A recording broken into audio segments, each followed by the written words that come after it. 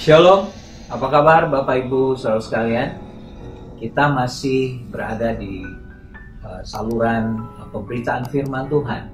Hari ini saya ingin mengulang kembali apa yang kita pelajari minggu lalu, bahwa salah satu ajaran dari kerajaan Allah yang terpenting adalah bagaimana jadilah kehendakmu, datanglah kerajaanmu, jadilah kehendakmu di bumi seperti di surga. Berarti PR terbesar umat Tuhan adalah bagaimana kita menyelaraskan kehendak kita dengan kehendak Tuhan.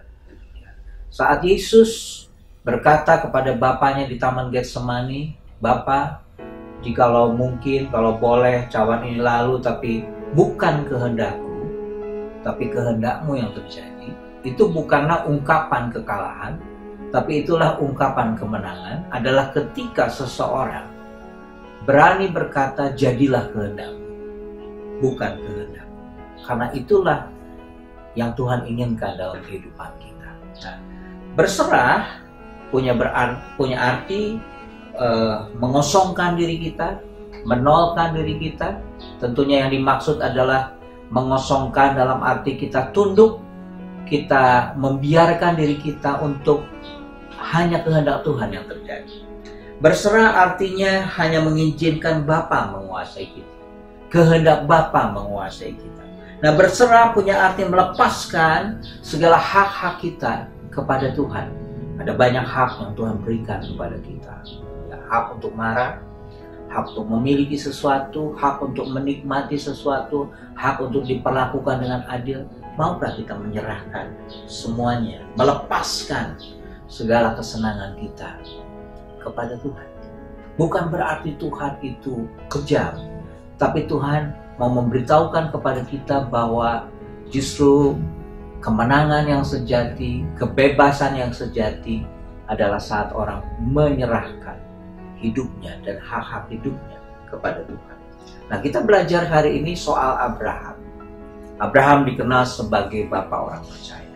Tahukah saudara bahwa Abraham dalam kehidupannya, dia banyak memberikan contoh kepada kita bagaimana dia menyerahkan seluruh hak hidupnya kepada Tuhan. Yang pertama, dalam Kejadian 12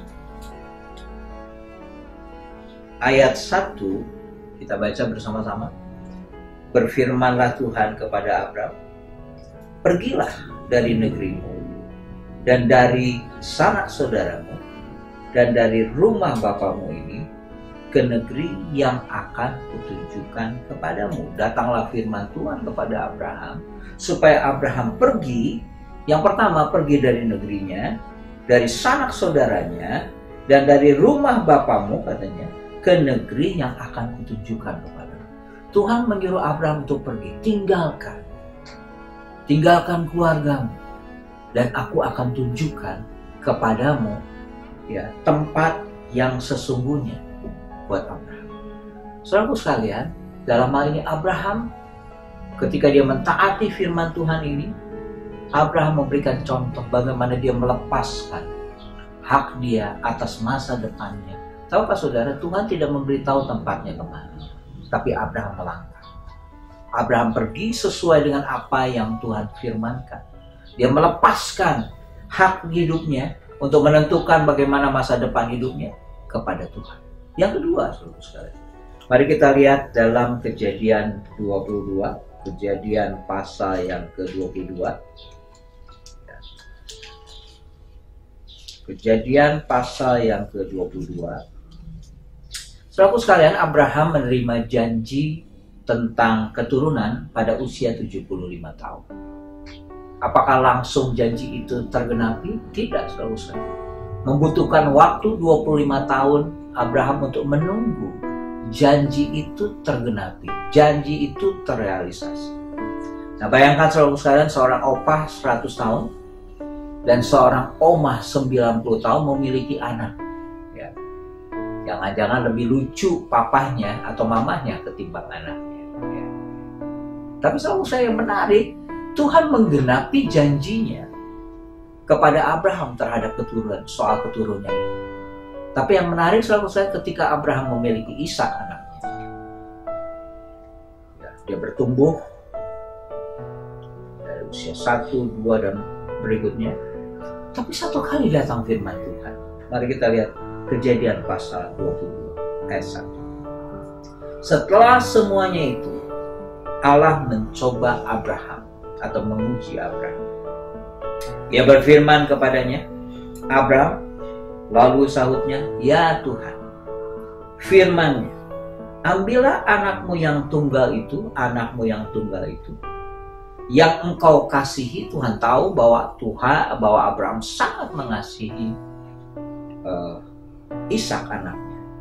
Ya, alasannya pertama, dianaknya adalah anaknya. Yang kedua, dia mendapatkannya pada usia tua. Pergilah ke tanah Moria dan persembahkanlah itu di sana sebagai korban bakaran pada salah satu gunung yang akan kukatakan kepadamu. Tuhan berfirman. Di tengah-tengah Abraham banyak waktu bercengkrama dengan anaknya Ishak ini yang didapati di masa tuanya ini. Datang firman Tuhan. Dikatakan Tuhan menguji Abraham. Ya. Tuhan bilang, persembahkan, ambillah anakmu yang tua itu, yang kau kasihi, pergilah ke tanah dan persembahkan. Lalu yang dimaksud persembahan di sini bukan hanya mempersembahkan anak seperti yang kita ketahui penyerahan anak, bukan. Artinya korbankan. Artinya yang lebih dalam lagi adalah Tuhan menyuruh Abraham membunuh anaknya. So bayangkan, ya, Tuhan yang sangat baik. Coba kalau saudara berada dalam posisi Abraham seperti apa? Tapi dikatakan saudara, ketika datang firman Tuhan ini, keesokan harinya pagi-pagi bangunlah Abraham. Abraham melakukan apa yang Tuhan perintahkan. Ia memasang pelana keledainya dan memanggil 2 orang bujangnya beserta Ishak anaknya. Ia membelah juga kayu untuk korban bakar itu. Lalu berangkat ia pergi ke tempat yang dikatakan Allah kepadanya. Yang menarik ayat 5, Abraham bilang, kata Abraham kepada 2 bujangnya, kepada 2 pembantunya, tinggallah kamu di sini. Dengan keledai ini, aku beserta anak ini akan pergi ke sana. Dia pergi ke gunung itu. Kami akan sembahyang. I will worship. Kami akan sembahyang. Kami akan menyembah Tuhan. Sesudah itu, kami kembali kepadamu. Kita perhatikan sebuah ungkapan iman dari Abraham. Abraham bilang, tenang saja, kami akan pergi, tapi kami akan kembali. Kami akan menyembah Tuhan, tapi kami akan kembali. Artinya Abraham percaya bahwa Tuhan itu Tuhan yang baik. Tuhan itu adalah Tuhan yang bijaksana tentunya. Dan Abraham bilang, kami akan kembali. Lalu Abraham mengambil kayu untuk korban bakar itu dan memikulkannya ke atas bahu Ishak anaknya. Sedang di tangannya dibawanya api dan pisau. Demikianlah keduanya berjalan bersama-sama. Abraham melakukan. Dan satu kali Ishak bertanya, Pak, Bapak udah siapkan segala sesuatunya? Siapkan kayu, pisau, dan semuanya. Sekarang pertanyaannya, mana kambing dombanya? Mana yang dipersembahkan?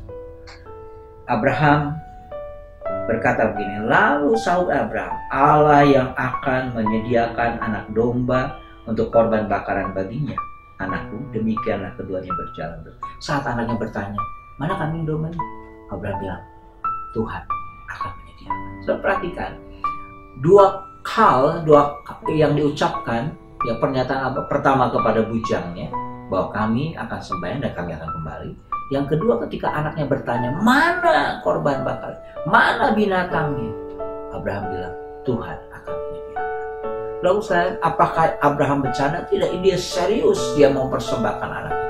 Tapi dia punya cara pandang, dia punya iman kepada Tuhan yang hidup. Nah, poinnya adalah gini, saudara. Kalau dalam Kejadian 12, Abraham menyerahkan hak masa depannya kepada Tuhan. Di sini, Abraham menyerahkan hak memiliki anak yang dicintai. Memiliki anak yang didapat dalam masa tuanya, tapi Abraham serahkan. Ketika Tuhan memintanya, dia menyerahkannya itu kepada Tuhan. Saudaraku sekalian, dalam kehidupan kita, ketika Tuhan, ada kalanya Tuhan akan mendidik kita, akan melatih kita, dengan satu tujuan, bukan Tuhan iseng. Tujuannya adalah supaya satu kali hati kita seperti hati Bapa di surga. Karena pengalaman Abraham ini juga adalah sebuah contoh atau simbol bagaimana Bapa menyerahkan anaknya. Tapi intinya Abraham taat kepada Tuhan dan dia menyerahkan haknya kepada Tuhan. Dia hanya mengizinkan kehendak Bapa terjadi. Dia hanya melepaskan segala kesenangannya, waktu-waktu yang dia bisa berikan kepada anaknya, Ishak. Saudaraku sekalian, mari kita belajar supaya kita menyerahkan hidup kita, menyerahkan hak hidup kita, sama seperti yang ditunjukkan oleh Abraham kepada kita. Dan dikatakan, saudaraku sekalian, datanglah firman Tuhan. Ayat 12, lalu ia berfirman, Tuhan bilang begini, jangan bunuh anak itu, dan jangan kau apa-apakan dia, sebab telah ku ketahui, kata Tuhan.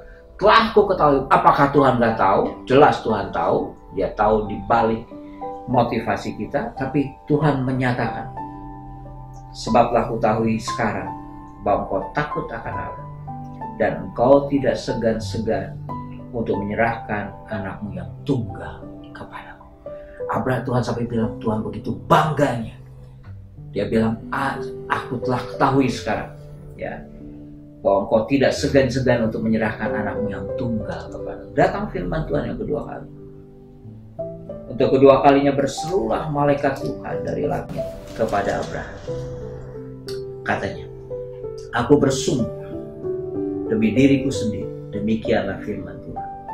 Karena engkau telah berbuat demikian, dan engkau tidak segan-segan untuk menyerahkan anakmu yang tunggal kepadaku, maka aku akan memberkati engkau berlimpah-limpah dan membuat keturunanmu sangat banyak seperti bintang di langit dan seperti pasir di tepi laut, dan keturunanmu akan menduduki kota-kota musuhnya. Ayat 18 yang menarik, ya, oleh keturunanmu semua bangsa di bumi akan mendapat berkat, karena aku akan mendengar firman Tuhan. Ayat 19, kemudian kembalilah Abraham kepada siapa? Kepada kedua bujangnya, dan mereka bersama-sama berangkat ke Beersheba, dan Abraham tinggal di sana. Artinya apa? Dia membuktikan kepada bujang-bujangnya bahwa dia kembali setelah dia mengorbankan anak.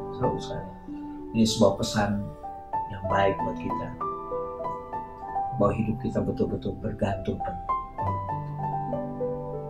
Kita mau supaya kehendak Tuhan terjadi dalam kehidupan kita. Puji Tuhan, mari kita berdoa. Bapa, terima kasih. Kami sudah dengar tentang Abraham yang sudah mempersembahkan hak terhadap masa depannya kepada Tuhan. Bahkan Abraham sudah memberikan contoh yang mempersembahkan anaknya kepada Tuhan. Anak yang dikasihi, anak yang dicintai oleh Abraham. Dan Abraham memberikan itu. Terima kasih Tuhan. Tolong kami untuk kami belajar menyerahkan hidup kami dan melepaskan segala hak-hak kami kepada Tuhan, dan kami percaya Tuhan tahu yang terbaik dalam kehidupan kami, dalam nama Tuhan. Terima kasih Tuhan. Amin. Puji Tuhan. Tuhan memberkati.